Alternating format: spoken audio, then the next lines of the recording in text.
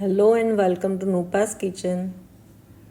જો તમને મારી જેમ પૂરણપોળી કે વેડમી ઘણી જ ભાવતી હોય તો અહીં પરફેક્ટ રેસીપી છે.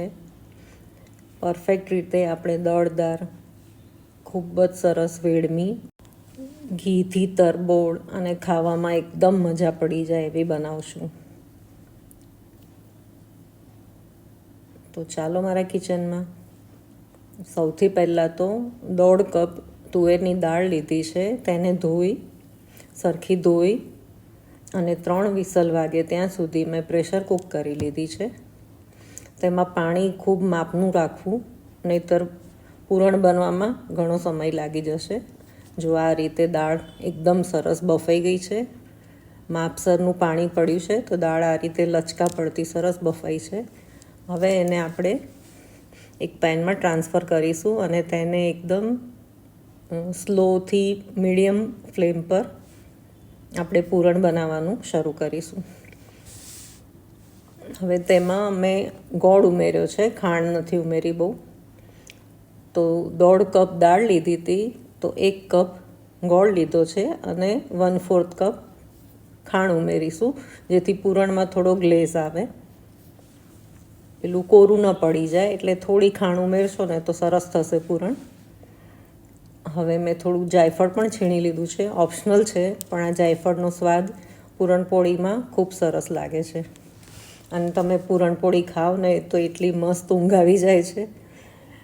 હવે 1 ચમચી 1 થી 1.5 ચમચી ઇલાયચી ઉમેરી છે, ઇલાયચીનો પાવડર, અને ચપટી કેસર ઉમેર્યું છે. ઓપ્શનલ છે, પણ કેસર બી ખૂબ સરસ લાગે છે આ પૂરણના સ્વાદમાં. તો આ પૂરણના મિક્સરને સતત હલાવતા રહી અને મધ્યમથી સ્લો ફ્લેમ પર જ આપણે તેને કૂક કરતા રહીશું. જુઓ, હવે પૂરણ લગભગ તૈયાર થઈ જવાયું છે. હવે તેને ચેક કેવી રીતે કરશો? તો આ રીતે મારા નાની દાદીને મમ્મીની ટીપ છે ખાસ. આ રીતે તાવેથો મૂકશો અને જો તાવેથો પડી ન જાય તો તમારું પૂરણ તૈયાર છે એમ સમજવું. આપણું પૂરણ તૈયાર થઈ ગયું છે કૂક થઈને, તો તેને ઠંડુ પડવા દઈશું. ઠંડુ પડે એટલે મેં રોટલીનો લોટ બાંધીએ આપણે એવો જ બાંધી લીધો છે લોટ, ફક્ત તેમાં થોડું મોણ વધારે નાખ્યું છે. હવે પતલી એક રોટલી વણી લઈશું અને પૂરણનો ગોળો વારી અને આ રીતે, જો બહુ અલગ રીતે હું સ્ટફિંગ બતાવીશ એ રીતે સ્ટફ કરી લીધું છે. જો આ રીતે ગોળો મૂકી અને આ રીતે ફોલ્ડ કરવાનું અને આપણે પૂરણપોળીને આ રીતે સ્ટફ કરી લેશું ને તો પૂરણપોળીમાં જે વધારાનો પેલો લોટ આવતો હોય ને ખાવામાં, એ નહીં આવે અને એકદમ સરસ દળદાર પૂરણપોળી થશે તમારી. મને પૂરણપોળીમાં પૂરણ વધારે હોય તેવી પોળી ભાવે છે, તો હું આ રીતે જ સ્ટફિંગ કરું છું. તો એકદમ પરફેક્ટ પૂરણપોળી, દળદાર પૂરણપોળી થાય છે. હવે જો આ રીતે આપણે પૂરણ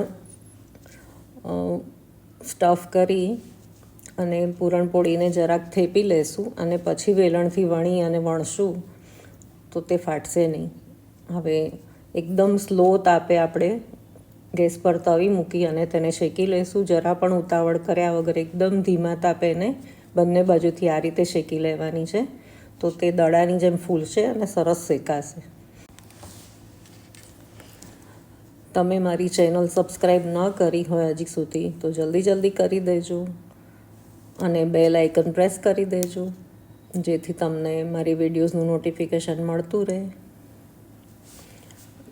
અને કોઈ પણ સજેશન હોય મારી ચેનલને ઇમ્પ્રૂવ કરવાના તો જરૂરથી આવકાર્ય છે. તમારી પણ પૂરણપોળીની રેસીપી મને જરૂરથી મોકલજો. જો આ રીતે બધી જ સરસ એક પછી એક પૂરણપોળી બનાવીને આપણે તેની થપ્પી કરી લઈશું, સ્ટેક કરી લઈશું અને દરેક પૂરણપોળીમાં ઘી ચોપડતા જઈશું.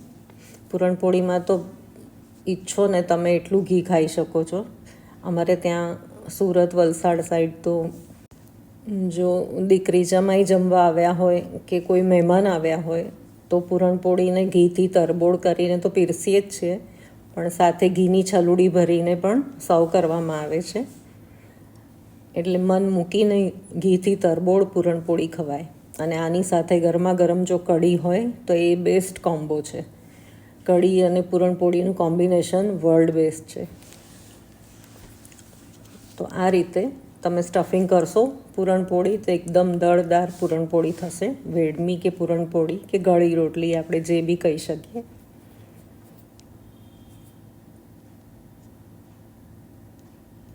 તો આ રીતે જ તમે પૂરણપોળી બનાવો, પરફેક્ટ દળદાર બનશે અને પેલો વધારાનો લોટ પણ નહીં આવે અને ફક્ત પૂરણનો જ સ્વાદ સૌથી વધારે આવશે.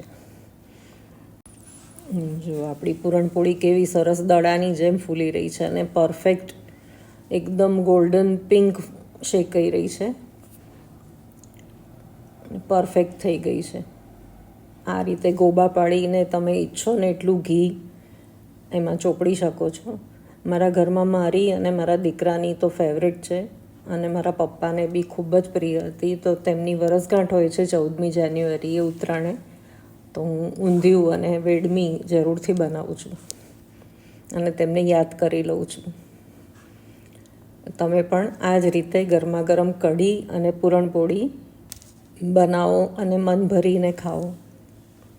તો ફરી મળીશું આવી જ રેસિપીઝ, ટ્રેડિશનલ રેસિપી સાથે, અને અવનવી રેસિપીઝ પણ હું મૂકતી રહીશ.